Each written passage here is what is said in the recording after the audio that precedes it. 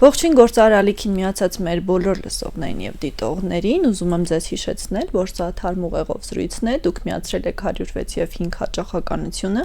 Առաջին խոսափողի մոտ այսօր Գոհար Մելոյանն է, սահմանադրագետ եւ Ուժեղ Հայաստան կուսակցության խորհրդի անդամ։ Բարև ձեզ։ Բարև ձեզ։ Շնորհակալություն, որ այսօր մեր տաղավարում եք։ Երկու շաբաթ առաջ դուք կուսակցական չէիք։ Արդեն կուսակցական եք։ Ինչպես էս որոշումը կայացվեց, կարծես թե մտադրություն էլ չկար եւ այդ դերում ձեզ այդքան էլ չէիք պատկերացնում։ Ինչն է փոխվել կուսակցական լինելուց հետո։ Նախ շնորհակալ եմ հրավերի համար։ Իրականում ինձ համար շատ պատասխանատու եւ բավականին բարդ տրվող որոշում է եղել, որովհետեւ ես իմ բնույթով ու էությամբ այնքան էլ իմ կարծիքով, քաղաքական գործիչ չէի, ավելի շատ որպես ընդդիմադիր ու ընդդիմադիր կարծիք արտահայտող քաղաքացիական հասարակության ակտիվ անդամ էի հանդես գալիս, ավելի շատ մասնագիտական քննադատության ծիրում եմ մշտապես գտնվել ու քննադատությունս էլ հիմնավոր է եղել ու ասեմ ավելին, հենց ընդդիմադիր դարձել եմ մասնագիտական արժանապատվության հիմքով, որովհետև երբ սահմանադրաիրավական հիմնարար սկզբունքներ են ոտնահարվում, իմ կարծիքով իրավաբանը, իրավունքի գերակայությունը հիմնարար արժեք համարող մարդը պետք է առաջամարտիկ դառնա այդ իրավիճակը շտկելու, կանխարգելելու եւ հետևանքների վրա հասնումը ապահովելու նպատակով, որովհետև մեր օրերում իրավաբանները դարձել են մարտիկներ առանց զենքի։ Քաղաքականացվելը նախ որոշումս տրվեց բարդ, բայց մենք այս ուժի հետ արժեքային համընկնումներ ունենք, մեր առաջնորդը, երբ ես հայտնվեցի մեր ձևով շարժման շրջանակներում, երբ իրենց ընտանիքին, մոտիկից ծանոթացա, երբ պարոն Կարապետյանի հետագծին ու մեր երկրում իր գործունեությանը ծանոթացա, օրինակ ազնիվ մի միջադեպ պատմեմ, ասացի կարելի է ծանոթանալ բարեգործությունների հետ, որպեսզի դրանք ներկայացնենք, քանի որ հետևել եք, կարծում եմ բոլորին եք հայտնի, ամենաշատը պարոն Կարապետյանի բարեգործություններն են թիրախավորվում եւ այլակերպված ներկայացում մեր հանրությանը։ Այս մարդիկ անգամ գույքագրված այս 30 տարիների ընթացքում իրենց կատարած բարեգործությունները չունեն իրենց ընտանիքում, իրենց միջավայրում։ Ինչի մասն է այդ վկայակոչում այդ բարեգործությունը երբևիցե չի արվել շահագործելու նպատակով, գովազդվելու նպատակով, այլ իրապես նախ բացի այն, որ այս մարդը բացառիկ է, պարոն Կարապետյանը լինելով հայկական ծագում ունեցող մարդ, ծագելով Տաշիր, ծնվելով Տաշիրում, գնալով եւ դառնալով աշխարհի մակարդակի կերպար ու այդ Forbes-ում հայտնվելը մենակ մարդու ֆինանսական կարողության մասին չի, աշխարհի 100 կամ 200 կամ 300 աստեցիկների շրջանակում գտնվելը դա այդ մարդու հմտությունների մասն է խոսում, իր բանակցային հմտությունների, կառավարչական հմտությունների ու իր բացառիկության մասին, որ փոքրիկ Հայաստանից մարդը կարող է գնալ դառնալ աշխարհի առաջամարտիկներից։ Եվ այդ իրավիճակում ես ինքս սկսեցի գույքագրել պարոն Կարապետյանի բարեգործությունները ու երբ որ դու տեսնում ես թե ինչ քանակի մասշտաբի ներդրումներ կատարելու բարեգործություններ առանց որևէ ակնկալիքի, ինչ հազարավոր, տասնյակ հազարավոր ընտանիքների այս մարդը միջամտել, ես կարող եմ իր բարեգործության ուղղակի սուբյեկտը երբևիցե չեմ հանդիսացել, բայց ես չեմ կարող երախտապարտ չլինել այդ հոգացության համար իմ հայրենակիցների, իմ հայրենիքի նկատմամբ ու քանի որ գիտեք, այս ամենն էլ ծագել է հենց եկեղեցու նկատմամբ հետապնդումների արդյունքում, ինչը երբ թե մեր վերջնագիծն է ու հենց նույն սահմանադրաիրավական նորմերի խախտմամբ, որովհետև ինչքան էլ որ փորձում են մանիպուլատիվ ասել, որ խնդիրը հոգևորական հայրերի մեջ է եւ այլն, ուղղակիորեն ցանկացած նորմալ բանական մարդու հասկանալի է, որ թիրախավորվում է եկեղեցին որպես ինստիտուտ։ Իսկ եկեղեցին մեր հայկական ինքնության հենասյունն է, իսկ հայկական ինքնություն թիրախավորումը այն էլ մեր պարագայում, մեր բնույթի ազգերի պարագայում, երբ դու մի կերպ գոյատևել ես տարերի ընթացքում ու գոյատևման հիմքում հենց նույն եկեղեցին է եղել, շուրջ 3 միլիոն ես քո երկրում շրջապատված ես պետությունները, որոնք քո գոյի վերացմանն են ձգտում, թիրախավորել խփել այդ հենասյունային ինստիտուտին քո ինքնության պահպանման ուղղակիորեն հայկականության վերացմանն է տամ, սա ոչ միայն խղճի դավանանքի ազատության խնդիր է, սա ոչ միայն կրոնական կազմակերպության ազատության խնդիր է, սա ազգային ինքնության ազգային պատկանելիության խնդիրը ու պատահական չէ, հա, որ շատ մարդիկ ընդհանրապես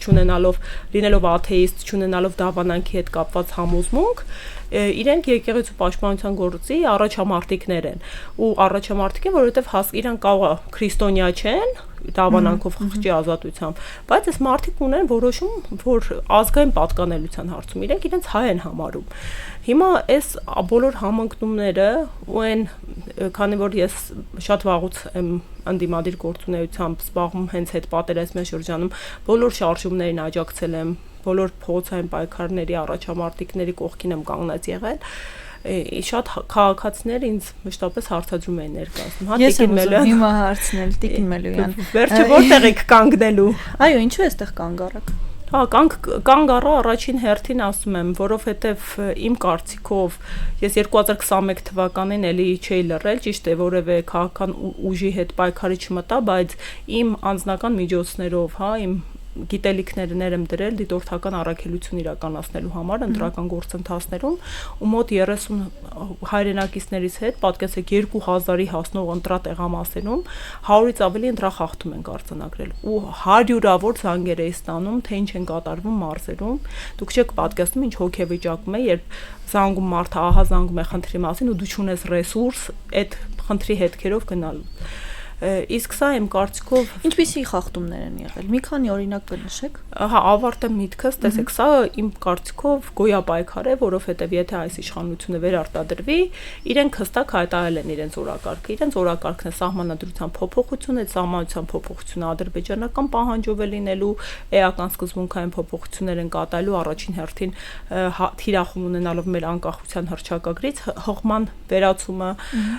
հետևանքը նույն ստիպված մենք այն անփառունակ իրավիճակում ենք, որ թշնամական լրահոսից ենք մեր հետ կապված իրադարձությունների մասին իրազեկվում, արևմտյան Ադրբեջանի վերականգնման օրակարգը, որի մասին հենց 1 օր առաջ Ալիևը իր հայտնի հարցազրույցում կրկին խոսեց, իսկ իրենց պատկերացմամբ արևմտյան Ադրբեջանը դա այդ թվում Երևանն է, եւ ցանկացած գիտակից մարդ հասկանում է, հա, որ սա վերջնապայքարի փուլ ենք թևակողել ու արդյոք ես հունիսի 8-ի առավոտյան, եթե չլինեի քաղաքական այս ծիրում, ինձ չէի մեղադրի, որ կարող եմ մի փոքր ավելին անել, որովհետև նույն այդ քաղաքացիները,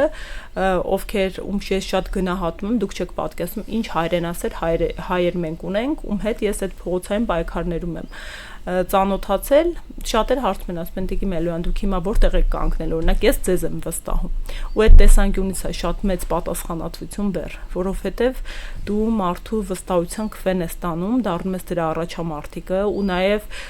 եթե դու արժեքահեն ազնիվ մարդ ես, դու հասկանում ես այդ պատասխանատվության մեծ բեռը։ Այդ իսկ պատճառով ես այսօր ուժեղ Հայաստան կուսակցության ըստ էության հա ակունքներում եմ ու պարոն Կարապետյանի կողքին եմ։ Ինչ վերաբերում է ընտրախախտումներին 2021 թվականի, ընտրախախտումները շատ տարաբնույթ են, տեխնիկականից մինչև բովանդակային ու իրականում մասշտաբային են։ Եթե Երևան քաղաքում մենք կարողանում ենք 100-ից ավելի ընտրախախտում գրանցել, դուք չեք պատկերացնում ինչքանակի ահազանգեր ենք մարզերից ստանում ու վատ բովանդակային ընտրախախտումը, որը ըստ էության քրեական օրենսգրքի ծիրում էր, դա քվեաթերթիկ տեղափոխելն էր, ձայն գողանալներ, այսինքն իհարկե իմ աչքի առաջ օրինակ պայմանական իհարկե այդ տեղում վերականգնել եմ իմ տեղամասային կենտրոնում, պայմանական թվերն են, հա 3 այս ուժը, 6 այս ուժը, 21 այս ուժը հանձնաժողովում հաշվում են եւ տեսնում ես վերահաշվարկ ես պահանջում, տեսնում ես, որ այն մյուս ուժի ընդդիմադիր ուժի քվեաթերթիկը արտասանվել է որպես իշխանականի համար ու հայտնվել է այդ տրցակում։ Իսկ ինչ վստահությամբ եք դուք գնում ընտրության, որ խախտումներ չեն լինի կամ արդյունքները կլինեն այնպիսին, ինչպիսին իրականում կան։ Տեսեք, ընտրախախտումները մի քիչ էվոլյուցիա են ապրել, որովհետև նաև դիտորդական առաքելություն եմ իրականացրել Գյումրիում եւ Վաղարշապատ համայնքներում, ու այդ դիտորդական առաքելության հետևանքները այնքան ծանր էին տարել, որ վերջերս խախտելով մի շարք սկզբունքներ բերեցին դիտորդական առաքելությունների նկատմամբ խստացնող իրենց տրամաբանությամբ, հա, մի փաթեթ 1 օրում բերեցին օրենսդիր մարմին, 1 օրում ընդունեցին այդ փաթեթը այն դեպքում, երբ Վենետիկի հանձնաժողովի լավ վարքագծի կանոնակարգ ընտրական պրոցեսներում ունի գրված հանձնարարական, որ 1 տարի առաջ ընտրություններից չի կարելի կանոններ փոխել։ Ինչքան է որ իրանք փորձում են մեկնաբանել, որ այդ կանոնները էական չեն եւ այլն, դրանք էական են ընտրական գործընթացի մաս կազմող դիտորդական առաքելության համար։ Հնչեցվեց իմ կազմակերպության անունը, մանիպուլատիվ այդ բարձր ամբիոնը, հա, ազգային ժողովի օրենսդիր մարմին դարձրել են իրանց բակային մակարդակի խոսակցությունների հարթակ, հա, սենց են արել, ընտրական կենտրոնական դրական հանձնաժողովի փակ նիստից ինֆորմացիաներ արտաբերեցին, ինչ որ գնահատականներ հնչեցին, մի խոսքով շատ ցածրորակ խոսակցություններ է եւ ես շատ վատ եմ զգում, որ խորհրդարանական կառավարման ձև ունեցող իմ երկրում այդ ամբիոնը, որը նաեւ վերաբերմունք է քաղաքացու նկատմամբ, հա, որը պետքա լինի կրթադաստիարակչական, իրավագիտակցություն ձևավորող եւ ինքը բարձր էթիկայի նորմեր սահմանի վերածել են այդքան ցածր բակային խոսակցությունների հարթակի, իրենք խաղի կանոններ փոխեցին, բայց ասեմ, որ այդ քիչ ցածր իրավագիտակցության հետևանք է, որովհետեւ բնականաբար հիմա եթե ես հայտնվել եմ քաղաքական ծիրում, ես չէի պատրաստվում, հա, այս իրավիճակում դիտորդական առաքելությամբ հանդես գայի, առավել եւս քաղաքական գործընթացի համատեքստում կուսակցության համար ավելի լայն վերահսկողական գործիքակազմեր կան։ Ինչով են փոխել, կներեք, էլ տրամաբանությունը, օրինակ տեսեք, վաղար շաբաթի ընտրություններին կային խախտումներ, բայց այդ խախտումները բովանդակությամբ ու էությամբ այնքան չէին, որպեսզի ես թույլ տայի ասել, որ այդ խախտումներով ազդել են ընտրությունների արդյունքների վրա, բայց ինչ էին իրենք արել, վաղար շաբաթի ընտրություններից առաջ, հուլիս ամսին, վարչատարածքային բաժանման մասին օրենքում փոփոխություն էին արել եւ Խոյ համայնքը միացրել են վաղար շաբաթ համայնքին։ Եթե նախկինում վաղարշաբաթ համայնքը 25 տեղամասեր, Էջմիածինը եւ հարակից մեկ գյուղը, իրենք դարձրեցին դա 47 տեղամաս, իսկ իրենց տեխնացուն եղել էր Խոյ համայնքի ղեկավարը։ Այդ 17 գյուղերը միացրեցին ու հենց այդ ձևաչափով ազդեցին ընտրության արդյունքների վրա։ Մենք հետագայում նաեւ հաշվել ենք, եթե լիներ նախկին 25 տեղամասը, նախկին վաղարշաբաթ համայնքով այդ հուլիսյան փոփոխությունը չուներ, ինչը կրկին արգելքի խախտում էր այդ ընտրական process-ից առաջ էական փոփոխություն կատարելու, լրիվ այլ պատկեր էր ստացվելու ընտրության արդյունքը։ Այնպես որ երկակի են, հա, այս նախնական միջամտությունները օրենսդրական փոփոխություններով եւս խախտում են նույն ԵԱԿ-ի դրամաբանությամբ, որոնք վերահսկում են պետական օրենսդրական ընտրական գործընթացները։ Մի քիչ ուզում եմ հետ գնանք, այ 17-ին, 18-ին դրանից առաջ էր պակաս վատ իրավիճակ չէր Հայաստանում ու շատերը այն հանգամանքը, որ Նիկոլ Փաշինյանը այսօր իշխանության է եւ բավականին երկար ժամանակ է ինչ իշխանության է, հենց ասում են, որ պատճառը դա էր, այնքան վատ էր, որ Նիկոլ Փաշինյանն է այսօր իշխանության։ Եվ շատերը ձեզ կարող են հարցնել, իսկ ինչու Սամվել Կարապետյանը այն ժամանակ չեկավ եւ դաշտում միայն Նիկոլ Փաշինյանն էր, ում կարող էին ձայն տալ եւ ում հետևից կարող էին գնալ։ Ինչու հենց հիմա։ Տեսեք, նախ այս հարցին, եթե այս թույլ իշխանությունը չվախենար, հա, օրինակ Սամվել Կարապետյանի ազատությունից, իսկ իրենք անգամ այդ մարդուն ամենածանր խափանման միջոցները կիրառելով նաև խափանում են իր խոսքի ազատությունը, կապանքների տակ պահելով, ըստ էության կռիվ են տալի նրա ազատության հետևանքների հետ։ Սամվել Կարապետյանը կարող էր ազատության մեջ գտնվել, ինքը այս բնույթի հարցերին պատասխանել, ես պետք է մի փոքր անշնորհակալ կարգավիճակով եմ տրամաբանեմ, հա, որովհետև իր մոտիվները միայն պարոն Կարապետյանը կարող է բացահայտել, բայց իմ որպես անձով հետևել այդ իրադարձություններից կողքից տրամաբանությունը այն է, որ այդ 18 թվականի իրադարձություններն այո այնպես չէր, որ ամեն ինչ իդեալական էր, որ վրա հասավ հեղափոխությունը ու իշխանափոխություն տեղի ունեցավ։ Շատ վատ չէ ամեն ինչ հասավ իրավիճակը։ Նաև իմ կարծիքը այնպեսին չէ, որ ամեն ինչ շատ վատ էր, որովհետև հետին թվով այսօր երբ մենք հետ հայացք ենք նետում, մենք տեսնում ենք ինչքան երաշխավորված էր ամեն ինչ ու ինչքան բարձր դիրքերում էր հայկական կողմը գտնվում բոլորի հետ փոխհարաբերություններում, հա, մենք ունենք Արցախ, նույն նախորդիվ ունեցել ենք ապրիլյան պատերազմ, որը ընդամենը 4 օրում ադրբեջանական կողմի նախահարցակ լինելու պայմաններում ադրբեջանական կողմի հրադադարի խնդրանքով էր ավարտվել։ Մենք ունենք իրողություն, երբ Ալիևը 40-օրյա պատերազմից հետո ապրիլյան բազմաթիվ հարցազրույցներ կա, վիզը ծուռ ինքն էր եւ ինքը ասում էր ինձ փակ դռների հետևում ստիպում են փաստաթղթեր ստորագրել։ Ես կարծում եմ այսօրվա մեր իրականության պայմաններում դա երանելի իրավիճակ էր մեզ համար առնվազն արտաքին քաղաքականության կտրվածքում նույն իրավական անվտանգության տեսանկյունից ինչքան էլ որ ուռճացված էին խնդիրները թվում անգամ եվրոպական կառույցները, որ ոչ այնքան բարեկամական հարաբերությունների մեջ էին այդ օրվա իշխանությունների հետ, իրենք մեր դատաիրավական բարեփոխումները բավականին բարձր էին գնահատում։ Այդ թվում օրինակ սահմանադրական բարեփոխումները մեր մարդու իրավունքների գլուխը եվրոպական երկրների լավագույն օրինակներից մեկն է օրինակ համարվում ու ոչ մեկ այդ մասին չի խոսում։ Ուղղակի այնքան էր այդ մանիպուլացված ինֆորմացիան մատուցում ու ինչքան էլ բողոքում են թե ինչքան վատ էր ամեն ինչ Համենայն դեպս այդ տարիներին, երբ ես պետական համակարգում էի աշխատում, իսկ ես պետական տարբեր ծառայություններում եմ աշխատանք ծառայություն եմ համարում դա, այո, դա ծառայություն էր իմ հայրենիքի նկատմամբ, ու ես դա սիրով էի իրականացնում, շատ ուռճացված, շատ գույները խտացված էին ու հենց խոսքի ազատություն իրապես կար, որ իրենց թույլ են տալիս այդ ամեն ինչը հնչեցնել ու մարդկանց հասցնել։ Հիմա վրա հասավ այդ իրավիճակով Սամվել Կարապետյանը, տեսեք, մեծ գործարար էր, մեծանուն գործարար էր, ինքը իր հենց բարեգործություններով էր մասնակցելիություն ապահովում մեր ներպետական գործընթացներին։ Ու պատահական չէ, հա, հենց իր եզրույթը։ Այդ ժամանակ գոյություն ունեն քաղաքական ուժեր, քաղաքական գործիչներ, եթե բարերարը տեսնում է, որ երկրում ժողովուրդը ինչ-որ պահանջատիրություն ունի ու գործընթաց է տեղի ունենում ու ինքը քաղաքական գործընթացի մաս չէր կազմում, ինչքանով էր արդարացված լինելու, եթե նա փորձեր կանխել կամ ներազդել ժողովրդի կամքի վրա, որովհետև անգամ քաղաքական գործիչներից շատերը կանգնեցին այդ իշխանափոխությունից հետո ասին, դա ժողովրդի կամքի արտահայտում էր, չէ, անկախ են դավադրապաշտական տեսություններից, որոնք շրջանառվում են։ Ու կրկին, հա, օրինակ ինչու Սամվել Կարապետյանը այսօր քաղաքական գործընթացներից ծիրում հայտնվեց, որովհետև անընդհատ այդ մասշտաբի գործիչները, իսկ այդ մասշտաբի հա երկուսն են։ Մեկը Սամվել Կարապետյանն է, որ գերեվարված է Հայաստանում, մյուսը Ռուբեն Վարդանյանն է, որ գերեվարված է Բաքվում։ Չկա երրորդը։ Եկեղեցու հետ կապված խոսակցությունները չլինեին, ձերբակալությունը չլիներ, արդյոք կձևավորվեր ուժեղ Հայաստան կուսակցությունը, արդյոք այն քաղաքական process-ները տեղի կունենային, որ այսօր տեղի են ունենում։ Ես էլ կրկին սրանք անկեղծ ասած հարցեր են, որին միակ մարդը, որ կարող է ճշգրտորեն պատասխանել, դա Սամվել Կարապետյանն է, ես որպես Գոհար Մելոյան իմ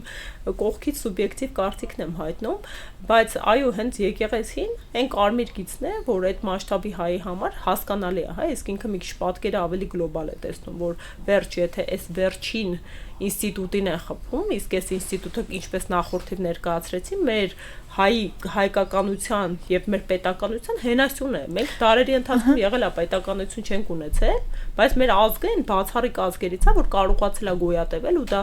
բացառապես եկեղեցու շնորհիվ է։ Մենք այն բացառիկ ազգերից ենք, որ շուրջ 3 միլիոն ենք Հայաստանում, բայց աշխարհափյուր էլի 10 միլիոն պահպանվել ենք։ Ու այդ եկեղեցիների շնորհիվ է, որովհետեւ եկեղեցիները տարբեր երկրների համայնքներում ձևավորվել են, իրենք հայերին միավորել են, մեկտեղել են, հայկականությունը քարոզել են, հայկական մշակույթը վերարտադրել են, հայերեն լեզուն վերարտադրել են, կրթել են մեր հայրենակիցներին ու հայերը տարբեր պետություններում գտնի Ամերիկայի Միացյալ Նահանգներ, Ֆրանսիա, Ռուսաստան ծաղկել մեծ համայնքներ են դարձել։ Մի հարց էլ կա, որ գուցե կրկին Սամվել Կարապետյանը ավելի հավաստի եւ ճիշտ պատասխաներ, բայց ես ձեզ ուղղեմ, քանի որ հնարավորություն կա թիմի ներկայացուցիչի հետ խոսելու, ինչ ձևով էր հնարավոր կանխել։ Սամվել Կարապետյանը ասաց, որ հարցը մենք կլուծենք մեր ձևով։ Դա որ ձևն էր։ Այս ձևն է։ Մեր 5 տնտեսական քայլերը, որ Սամվել Կարապետյանը Բայց այդ ժամանակ այդ որոշումը չկար, չէ՞։ Որոշումը չկար, բայց կար արդեն փաստացի, տեսեք, ինքը էլի կրկին խաղի կանոնա փոխվել։ Հիմա քաղաքականության մեջ հայտնվել է մի մարդ, որ ոչ թե գալիս է այտենց անպագորգոր խոստումներ է տալիս, ինքը այս ամեն ինչը արդեն արել է։ Մեր հայրենիքում արել, ավելի մասշտաբային արել է աշխարհասփյուր, հա։ Ու կրկին ասում եմ, հա, ես օրինակ երբ ինձ իր փոխարեն եմ պատկերացնում, եթե ես այդ մասշտաբի հայ լինեի, ես իրապես ինձ այդ հարցադրումը կտայի, ում է պետք իմ այսքան ունեցածը ստեղծածը, եթե ես դառնում եմ աշխարհում հայ, ով չունի Հայաստան, ով չունի պետություն, պետականություն ու իմ գոյության օրոք կորսվել է այդ արյունով մեր հիմնադիր հայրերի կյանքի գնով ձեռք բերված պետականությունը։ Մենք արդեն իսկ անփառունակ սերունդն ենք, մենք դա պետք է փաստ է իրողություն է, որ մեր երիտասարդության օրոք կորսվել է Արցախը։ Իսկ Արցախում շրջաններ կան, որ միշտ հայ է բնակվել, անգամ երբ Հայաստանում Երևանում չի եղել հայ, այնտեղ հայեր են եղել։ Ու մենք պատկերացնում ենք այդ բազմադարյա պատմության դարձանք այդ սերունդը, ով թույլ տվեց այս կորուստը։ Ու երբ ասում եմ մեր ձևով, որն է իր ձևը, հա, պարոն Կարապետյանի, մեծանուն հայ գործարար է այդ մասշտաբի, իր ձևը տնտեսապես ուժեղ հիմնավոր գործունեության ծավալումն է ու պատահական չէ, հա, այս մարդը իր ազատությունը զեղչել, որովհետեւ մեկի համար կարծում եմ երկրորդական չէր լինի, եթե ինքը գնար փոխպայմանավորվածության, ինչքան արագ էս ամեն ինչը կարող էր ավարտվել։ Մարդը, ինչպես իր միջազգային իրավունքի հայտնի փաստաբանը մեր համագումարին կուսակցության ասեց, հա, ասում է, ես եկա Հայաստան սպասումով իր փորձից ելնելով, որ հիմա տեսնելու եմ մի մեծահարուստ մարդու, ով ասելու է ինձ շուտ դուրս բեր այս կապանքներից, ասում է փոխարենը ես տեսա արժանապատիվ հայի, ով ասեց ես մինչև վերջ կռիվ եմ տալու իմ հայրենիքի ու իմ արժեքների համար։ Ու այո, եթե մարդը ունակ է իր անձնական ազատությունը զոհելու արժեքների համար, ինքը արդեն իր մասին կարելի է պատկերացում կազմել ու կուզեի ես տնտեսական քայլերին անդրադառնանք, որովհետև մեր լսողները կարծում եմ գիտեն, որովհետև մենք հասցրել ենք ձեր ծրագրին անդրադառնալ, մենք 5 կետերը քննարկել ենք, մարզերով անցել ենք, հասել ենք մինչև Երևան, եթե շնորհակալություն, մենք ինչու ենք անընդմեջ այնուամենայնիվ անդրադարձ կատարում, որովհետև խաղի կանոնը մի քանի տեսանկյունից է փոխված, հա, եթե նախորդի կարծում եմ դուք էլ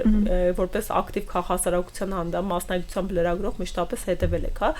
քաղաքական ուժերը գալիս են, քաղաքական գործիչները մի հաստափոր ծրագիր են ներկայացնում, որը որևէ մեկը չի էլ կարդում։ Ու մոռացվում է ծրագիրը։ Չեն էլ հասկանում։ Ու այսօր օրինակ այսօր մենք իրականությունն ենք ապրում, երբ քաղաքացիական պայմանագիրը խախտել է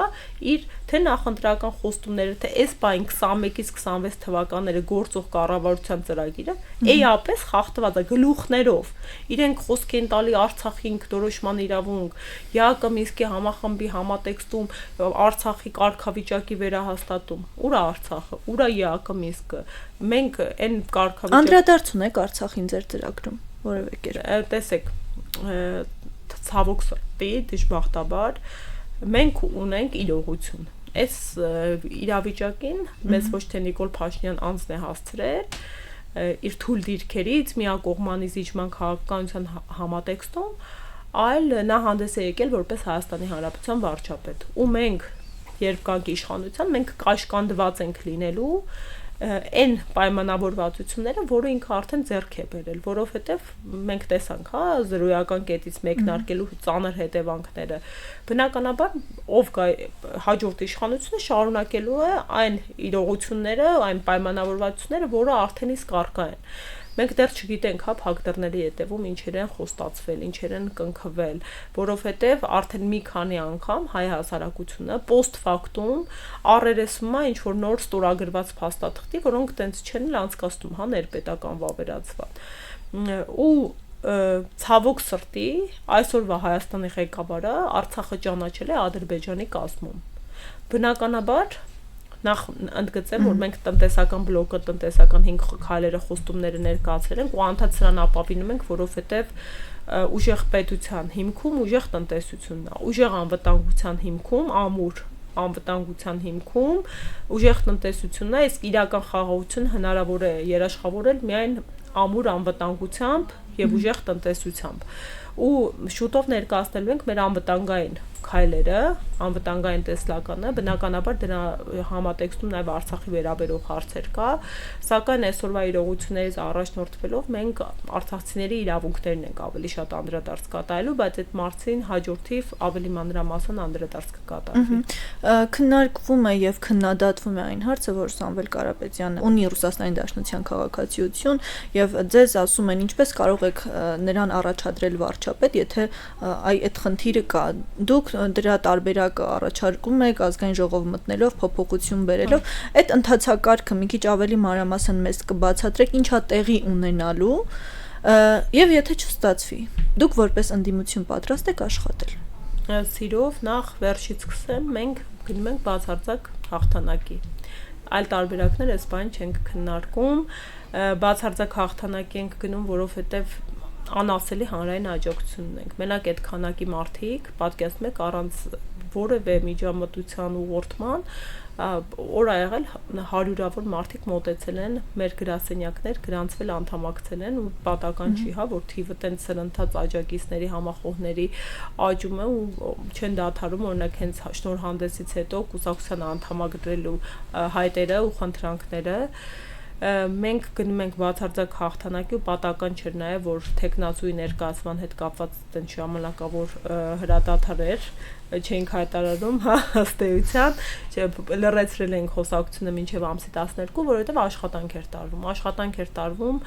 իրապես գալու տեխնացուի ընտրության հարցին հանրային պահանջի պատասխանի։ Կատարվել են սոցհարցումներ, քննարկումներ են եղել մեր աջակիցների հետ։ Սա Սամվել Կարապետյանի տեխնացությունը չի եղել մեր որոշումը, չի եղել պարոն Կարապետյանի որոշումը, եղել է մեր հանրության որոշումն ու պահանջը։ Ու ուսումնասիրվել են գործիքակազմեր այդ պահանջը բավարարելու ուղղությամբ։ Ու այո, այդ իրավական գործընթացը կրկին ակադեմիական համայնքի հետ քննարկումների արդյունքում միջազգային փորձի ուսումնասիրության արդյունքում արկա է։ Տեսեք, այստեղ էլ են խաղի կանոն փոխում, որովհետև չենք պահել վերջի պահին կամ մարդկանց խաբելով, հա, մեկ տեխնացու դնել, հետո փոփոխելով, կամ այդ նախընտրական քարոզչությունը ապրիլ ամսից մեկնարկելու այդ ընթացքում ներկայացնելու։ Ի սկզբանե շնորհանդեսի օրը ասել ենք հարգելի հայրենակիցներ, դուք ունեք այս պահանջարկը, մենք տալիս ենք ձեզ պահանջարկի առաջարկը, սա սենց է հնարավոր։ Եթե դուք մեզ մեծամասնական քվե եք տալիս, ընտրություններից հետո, երբ ազգային ժողովը կձևավորվի, մենք մեր ցուցակը գլխավորելու է Նարեկ Կարապետյանը, նա անցումային համակարգողի կարգավիճակ է ունենալու, այդ գործընթացը ավարտելուց հետո մենք ներկայացնելու ենք սահմանադրական բարեփոխումների մի փոքր տեխնիկական նախագիծը։ Ու իրապես դա տեխնիկական է, որովհետև տեսեք, մեր սահմանադրությունը երկու եղանակով է փոխվում։ Մեկը ազգային ժողովի կողմից 2/3 ձայներով պատգամավորների, մյուսը հանրաքվեով։ Սահմանադիրը պատկերացնելով այդ հոդվածները, դրանց բնույթը ու էությունը, բնականաբար բովանդակային որոշումների կայացումը կարևոր պետության համար ինքը թողել է պատվիրակել է ժողովրդին հանրաքվեի միջոցով, բայց տեխնիկական բնույթի հարցերի որոշումը թողել է ազգային ժողովին, որոնք իրապես օրինակ, հա, ինչ տարիքի մարդ կարող է լինել այս պաշտոնում, ինչ ցենզի, օրինակ անձնապես որպես սահմանադրագետ ես գտնում եմ 25 տարին երկրի վարչապետի համար բավականին ցածր շեմ է։ Երկրի վարչապետը գոնե առնվազն աշխարհի փորձի համատեքստում է 35 տարվա ցենս պետք է ունենա, որովհետև այդ տարիքը մենակ մասնագիտական հմտությունների ու գիտելիքների մասին չեն, այդ նաև մարդու հետագծի, մարդու փորձառության մասին է, իսկ փորձառությունը լրջագույն հմտություններ է, հա, մարդուն բերում ու տալիս։ Ու տեխնիկապես այս ցենսը այդ մեր սահմանության 148-րդ հոդվածն է կարգավորում, տեսեք 148-րդ հոդվածը սահմանում է կառավարության անդամին ներկայացվող պահանջները, կառավարության անդամն են վարչապետը, փոխվարչապետը, նախարարները։ Այստեղ զավեշտը կանում է նրանում, որ նույն Նիկոլ Փաշինյանը թե այժմյոնից 18 թվականին, թե տարբեր հարթակներից քննադատում էր, ասում էր, այս ինչ պահանջներ են, ինչի մեր երկրի ներուժը, հա, այդ երկքաղաքացիության պահանջը, այդ ինչ պահանջ է կառավարության անդամի համար, հա, որովհետև իրապես մենք արտասահմանցի հոյակապ մասնագետներ ունենք, լրջագույն հետագծով լավագույն բուհեր ավարտած, ովքեր կարող են գալ եւ դառնալ մեր ներուժը տարբեր բնակարարները կատարելագործելու նպատակով ու հիմա այդ արգելքը կա։ Մենք եթե քաղաքացիները այն մարդիկ, ովքեր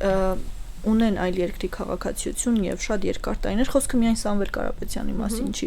Երկար տարիներ գործունեություն են ծավալել այլ երկրում, չեն կարող ասել, որ ծառայություն են մատուցել այդ երկրին, շահերն են առաջ տարել այդ երկրի եւ վստահությունը որտեղ է, որ այդ մարդիկ այսուհետ կաշկանդված չեն լինի իրենց գործունեությամբ։ Նախ նշեմ, որ մեր պատկերացումը տեսլականը փոփոխության այնպես է լինելու, որ վարչապետ Սամվել Կարապետյանը միայն Հայաստանի Հանրապետության քաղաքացի է լինելու։ Այդտեղ նախագիծը մենք ներկայացնելու ենք Քարոզ Արշավին, անպայման հանրությունը պատկերացնելու է մեր տեսլականը, մենք ինչպես ենք փոփոխություն կատարելու։ Երկրորդը այո, կրկին այստեղ մեր ազգի բացառիկությունը կա, մենք ամենամեծ սփյուռք ունեցող ազգերից ենք, որ կրկին ասում եմ, հա, ավելի քիչ ենք մեր երկրում, քան սփյուռքում ենք։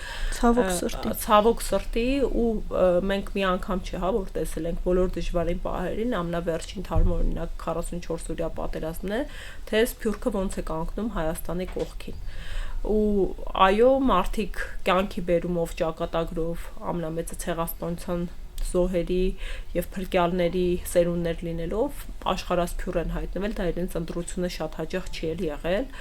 Ու երբ մարդը ցանկություն ունի, մենք բազմաթիվ օրինակներ ունենք, ինչպես են մեր սփյուռքահայերը հենց Մոնթեի դեմքով սկսած եկել պատերազմական գործողությունների առաջամարտիկ դարձել։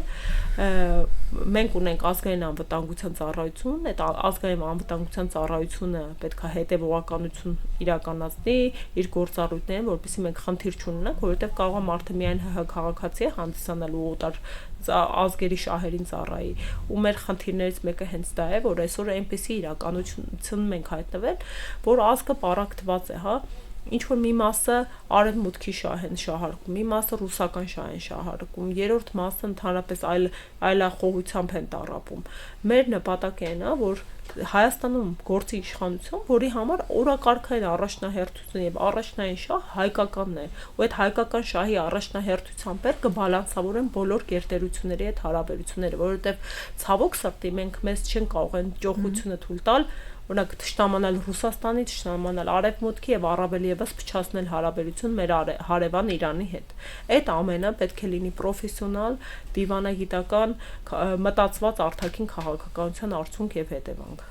Տիկին Մելոյան, իսկ ձեր թիմը եւ Սամվել Կարապետյանը հակասություններ ունի նախկին ղեկավարների հետ։ Տեսեք, բնականաբար յուրաքանչյուր մարդ, յուրաքանչյուր ուժ իրենք մոտեցումներում են տարբեր, հա, հնարավոր է որոշակի արդեն իսկ ծավալած գործունեությունների հետ կապված ունեն ոչ միանշանակ վերաբերմունք եւ այլն, բայց մեր թիմը ունի տեսլական արդեն համակարգող առաջնորդը պարոն Կարապետյանը ներկայացրել է, որ իր վերաբերմունքը ու նախնական կոալիցիաների դաշինքի ձևավորման սահմանները, հա, որ ըստ էության հայտարարել է, որ նախկին ուժերի հետ դաշինքով ընտրությունների չենք գնալու, բայց բնականաբար դրանք կրկին, հա, ամեն մեկի համար սուբյեկտիվ ընկալում են, ես գտնում եմ, որ յուրաքանչյուր ղեկավարի Հայաստանի Հանրապետություն, դա իմ անձնական կարծիքն է, նախկին 3 նախագահ ենք ունեցել, յուրաքանչյուրն էլ թե իրենց մեծ ներդրումներն են ունեցել մեր պետականության ակունքներում, թե նաև թերություններ են ունեցել, բայց յուրաքանչյուրը պետք է մտածի արդյոք ինքն է այն մարդը, ով կարող է այդպես թիրախավորել այդ թերությունը կամ թերագնահատել այդ առավելությունը ու ձեռքբերումը, յուրաքանչյուրը յուրովի ամեն մեկը մի բնագավառը որոշակիորեն կատարելագործել են, ներդրում են կատարել, ու ես այդ հարցը շատ նրբանկատորեն եմ, հա, այդ մոտենում այդ գործընթացներին ու գնահատականներին։ Վերջում մի հարց էլ կա, որ կուզեմ քննարկենք, ԱՄՆ փոխնախագահներ վերջերս Հայաստանում բավականին ջերմ այսպես անցավ նրա եւ վարչապետի հանդիպումը, նույնիսկ տպավորություն էր, որ եւ խոսքից ընկալվեց, որ Ջեյ Դի Վենսը այսպես սատարում էր Նիկոլ Փաշինյանի վերընտրությանը։ Նկատեցիք դուք արդյոք նման մոտեցում եւ դա ձեզ որևէ կերպ կաշկանդում է նման երկրի փոխնախագահի մոտեցումը։ Տեսեք, ԱՄՆ փոխնախագահի այցելությունը այդ լրիվ մեր արտաքին քաղաքականության տապալվածության ցուցիչ էր, որովհետև տեսեք, նախ գոյություն մեծ ձեռքբերում է, ինչը չենք անհերքելի է, որ ԱՄՆ փոխնախագահի մակարդակով բարձր մակարդակի այցելություն ենք ունենում մեր երկրում։ Հիմա կանք իրողություններին, հա, ինչ տեղի ունեցավ։ Նախ ոչ ոք չի չեղարկել ամերիկյան soft power-ը, իրենք ուրել եթե այցը կայացել է, բնականաբար պետք է ջերմագույն միջավայրում կանա։ Բայց ինչ արեցինք մենք, հա, հայկական կողմից տարաթարգմանություն գնաց լրջագույն եզրույթում։ Դա մեծագույն անհարգանք է մեր ներքին լսարանի համար, Հայաստանի Հանրապետության ինքնիշխան պետության քաղաքացիների նկատմամբ, որովհետև Ջեյ Դի Վենսը ելույթ է ունենում, ասում է, որ պետք է դեպի Ամերիկայից արտահանումներ տեղի ունենան, expert բառն է օգտագործում, թարգմանիչը ասում է Հայաստանի Հանրապետություն 5 միլիարդի ներդրում եք կատարում։ լրիվ հակառակը J.D. Vance-ը եկավ եւ իր պետության համար Հայաստանի Հանրապետության խղճուկ բյուջեից 5 միլիարդի ներդրում տարավ, պատկերացնում եք մասշտաբը 5 միլիարդ, դա բարդ կա մեր սերունդների պարանոցին, ու դա երբ տարաթարգմանում են նախ դա դիվանագիտական էթիկայի խախտում է անհարգալից վերաբերում ենք Ամերիկայի Միացյալ Նահանգների ներկայացուցչի նկատմամբ եւ վերջապես ծայրաստիճան անհարգալից ու մանիպուլյացիոն վերաբերմունք է մեր ներքին լսանի համար հասկանում եք 5 միլիարդ եւ պլյուս 4 միլիարդ էլ լրացուցիչ դա հələ տարամեկնաբանելի է իրենք ասում են ատոմային մոդուլային ատոմակայանի կառուցում երկրորդը դա ինչ է Ամերիկայի Միացյալ Նահանգները չունի փորձառություն մոդուլային ատոմակայանի կառուցման մենք դառնում ենք փորձադաշտ եւ այն պայմաններում երբ երկու պետություն կա որ դա մինչ օրս արել է դա Չինաստանը եւ Ռուսաստանն են ու սա մեզ հետ ուղղակիորեն առնչելի է որովհետեւ Նարեկ Կարապետյանը նախորդի երբ դեռևս քաղաքական գործընթացներ առաջ չէ չինական կողմից առաջարկ է ստացել այդ ներդրումը մեր երկրում իրականացնելու այն պարագայում երբ դա երկու անգամ ավելի էժան է եղել եւ երկու անգամ ավելի արդյունավետ է եղել հետո հաջորդ հանգամանքը J.D. Vance-ը միայնակ այցելում է ցեղասպանության զոհերի հուշահամալիր, դա մեր հայտարարությունն է, որևէ բարձր մակարդակով ուղեկցում տեղի չի ունենում, կատարում է հուշերը ցեղասպանության զոհերի հուշերը հարգող գրառում, այնուհետև Ադրբեջան այցից առաջ ջնջում է այդ գրառումը։ Դա պատկերացնում եք մի հատ պայմանական պատկերացրեք հոլոկոստի զոհերի հուշը հարգող ինչ որ գրառում կատարվեր, տենց բարձր մակարդակով ու այդ գրառումը ջնջվեր։ Դուք այդ այն մասշտաբի համաշխարհային սկանդալ կդառնար այդ ազգի ու այդ պետության կողմից։ Սա տարական ոչնչացում է այդ գործընկերային հարաբերությունների։ Այն իրականություն, երբ գնում է ու Ադրբեջանում այդ նույնական զոհերի հիշատակում, իրանց հուշահամալիր է այցելում եւ այլն եւ այլն։ Սա մեր տկարության մասին է խոսում, հա, տկարություն, երբ գերտերությունը հռչակում է գործընկերային հարաբերության մասին ու ակնհայտ անհավասար թեկուզ դիվանագիտական էթիկայի շրջանակներում այցերի ու փոխհարաբերությունների դրսևորում է ցուցաբերում։ Էլ չասեմ այնտեղ իր ելույթներում թե ինչ թեզեր են կարմիր թելով անցնում։ Շնորհակալ եմ ձեզ զրույցի համար։ Փոխադարձ։ Մեզ լսողներին եւ դիտողներին հիշեցնեմ, որ Թարմ ուղեղով զրուցակիցս Գոհար Մելոյանն էր, սահմանադրագետ եւ ուժեղ Հայաստան կուսակցության խորհրդի անդամ է, իսկ ձեզ համար Մոնիկա Մամյանը աշխատեց։ Այսքան այսօր, վաղը կրկին կհանդիպենք, լավ եղեք։ Մերսի ձեզ։ Մերսի շատ։